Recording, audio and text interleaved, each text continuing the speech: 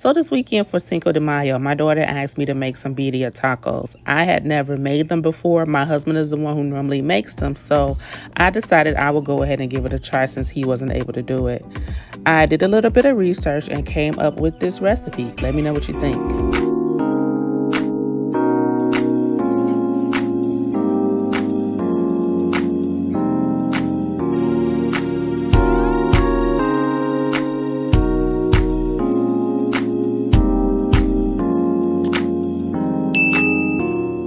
I started by preparing my peppers. I have 4 types of peppers here. I have guajillo, arbol, ancho, and pastilla. I went in and I chopped off the tips of the pepper so that I can remove the seeds. You want to remove the seeds so that your sauce is not bitter. But I went through each one and I just went in the inside and the outside and got out as much of the seeds as possible.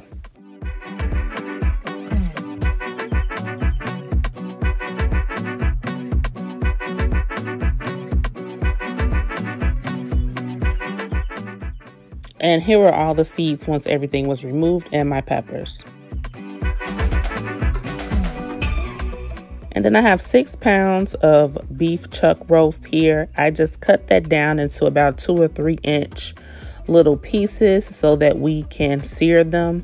Once they were cut, I went and I took off any major fat pieces. You do want some fat, but anything that was a little bit extra, I just kind of trimmed that off the edge so we can get ready and fry up the pieces in the pan.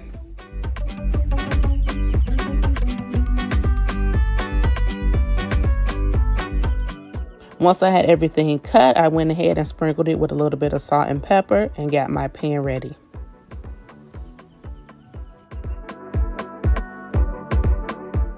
My hot skillet, I have a couple of tablespoons of some avocado oil, just enough to coat the bottom of the pan. And I dropped in my pieces so we can get a nice sear to start building flavor for our sauce. Once I got both sides brown, I went ahead and I transferred them into my stock pot. This is going to be the pot that I am going to put everything in and cook the birria. Then I just went in after that was done and I cooked the rest of the meat.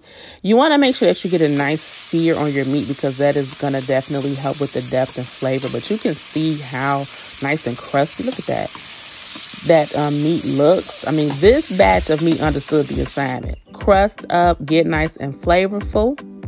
And then once that was all done, I took my peppers and I just flash fried them in the grease just about maybe 30 to 60 seconds. Just to help start getting that flavor to render. And then I took them out and set them to the side. I did chop up 2 large onions that I'm going to add to the pan. After I took my peppers out, I put a couple of more tablespoons of that oil and then I dropped my onions in.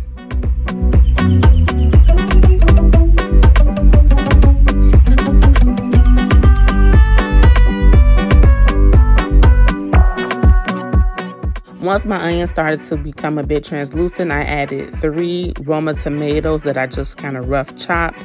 They don't have to be cut in any special form, just enough to get it open and then, get the juices flowing. To that, I added my peppers because we want to fully hydrate them and start to excrete some flavor from the peppers.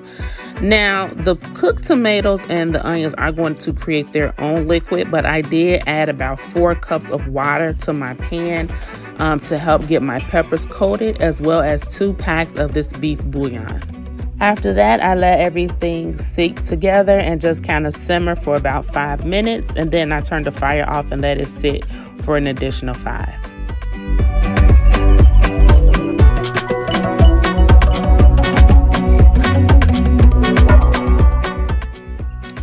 After that, I went ahead and I put all of the vegetables that were in the stock into my blender. I added about a cup of the liquid to get the blender going. And then towards the end, I added the remainder of the liquid until everything was nice and combined.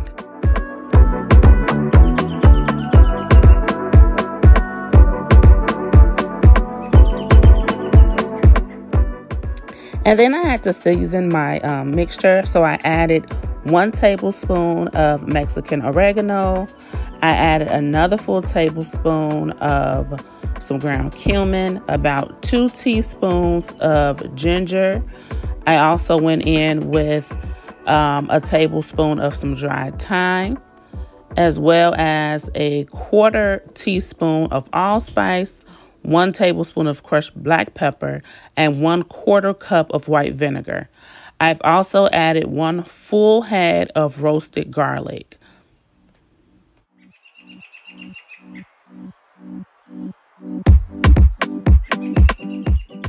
Once I had that all together, I went ahead and I gave it a nice blend, and then I went to strain the mixture. So you want to strain it and get rid of any of the pepper skin or anything that's not gonna be nice and smooth, so it doesn't interfere with our sauce.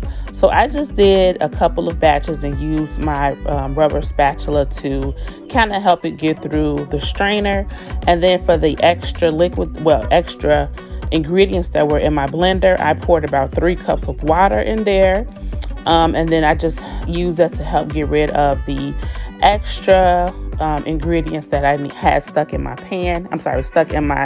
blender, and also to help liquefy our mixture.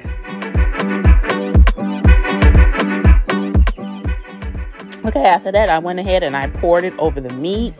Wanted to make sure that the meat was nice and coated. Now, if this happens where your sauce does not cover your meat, add some beef broth to cover it, just to make sure that the meat is covered. But I had a good amount, so I was satisfied with where I was. So I went ahead and just made sure everything was nice and submerged into my sauce. To that, I did add 1 cinnamon stick, as well as a few bay leaves. You want to go ahead and cover this up, and we're going to let this cook for about an hour, and then I like to come back and taste it and check the seasoning. Now, y'all know I was not going to cook meat without celery. So I did cut up 2 stalks of celery. I left them pretty big so that I could remove them once everything was done. But yes, I did add my celery. And then after about an hour, you'll see that the liquid that is released from the meat is going to help also thin out the sauce. So I do check it, and then I'm able to check my seasoning to see if it needs more salt or if it needs anything else. I like to do this a little later because as the meat and the sauce mix together, it is going to start creating a different flavor. So I like to build flavor as I go. I did add about 2 cups of water. Now, you didn't see that on this camera, but I did add 2 cups. I went in with another packet of beef broth, some garlic powder, as well as some Tony Satchery.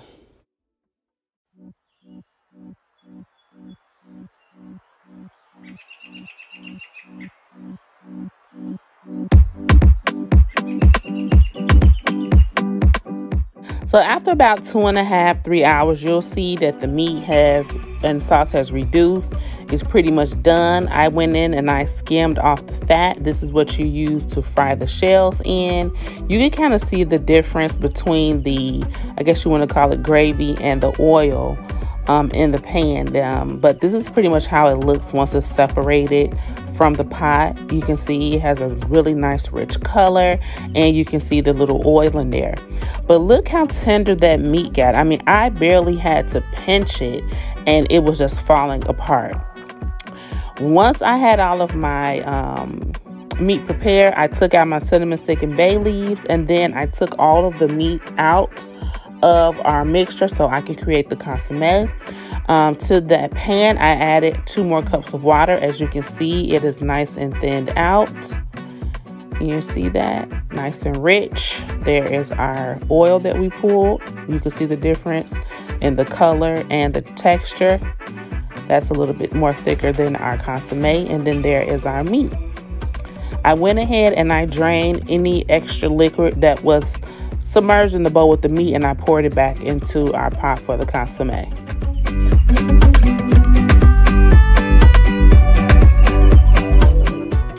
Next, it was time to shred the beef. So you just take 2 forks and you just use it to shred the meat. I'm telling you, this meat, it was so tender. And of course, I did taste it. When I tell you that combination of peppers, the beef broth, I'm telling you, it just had such a smoky, rich, seasoned, beefy.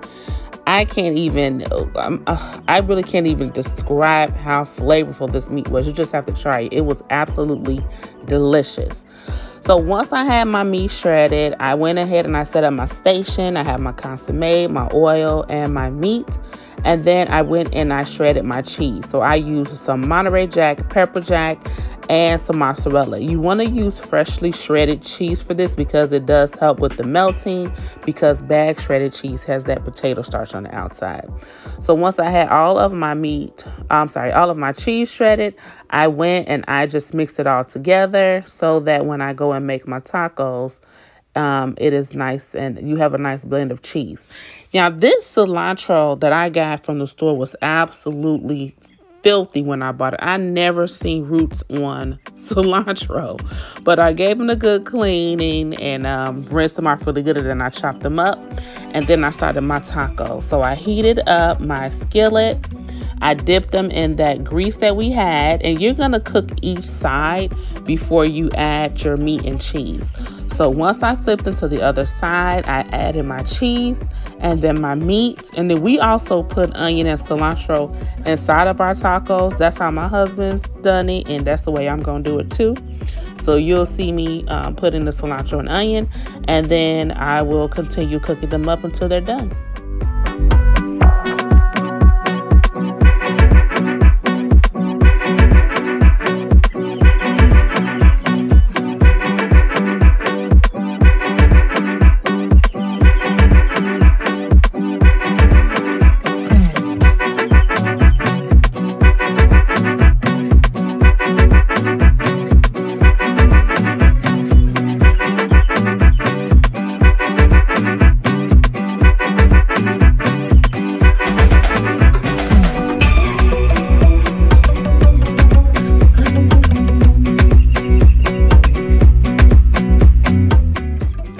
And then I just plated that batch of tacos, but there is a close-up on those tacos. Look how good they look, so flavorful. Yeah, these tacos were just delicious. I mean, like I said, this was my first time. It was a lot of work, but it was well worth it. And then I wanted to show a variation. I love tortas, so I wanted to have tacos and tortas. So after I finished my tacos, I went on ahead and I made a torta.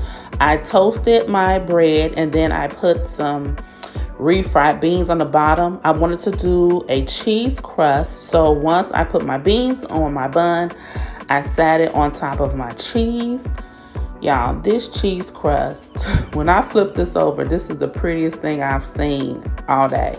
Literally, look at this. Look at that cheese. Come on, come on. Flip that bun. Oh, I forgot about the sauce. Yeah, you do have to drizzle the sauce on the back, a little bit of that consommé, oil, but look at that cheese crust. Ooh, with the meat on top of that. Ooh, ooh. Yes, this sandwich was probably better than the tacos. It was so good. And then because I am greedy, yes, I did put some more fresh cheese on top. How can you not? You have to have the combination. You got to have the cheese crust, and then you got to have the soft cheese pool. I did put some onions and cilantro and did the same thing with the top. And then I'll show you everything plated up. And here is my birria charcuterie board. I have my torta, sliced up some avocados and some lime, our tacos, and then our consommé. Look how rich it looks. I added some onions and some cilantro, and I wanted to show you the inside of that torta, but look at that. I cut it in half, but you can see all of that nice seasoned beef. The cheese is nice and melted. You can see a little bit of that sauce on the bun. And also I wanted to show you my taco. Who doesn't love a good cheese pool? Yes. And then I wanted to show you the consommé texture, so you can just kind of get an idea of the thickness of it. But look how rich and decadent that looks. It's so seasoned, guys. This birria was definitely a lot of work. I think Mexican food is probably my favorite type of food ever. But yes, try this recipe out if you have a weekend and you just want something rich and flavorful. Let me know what you think. Thank you.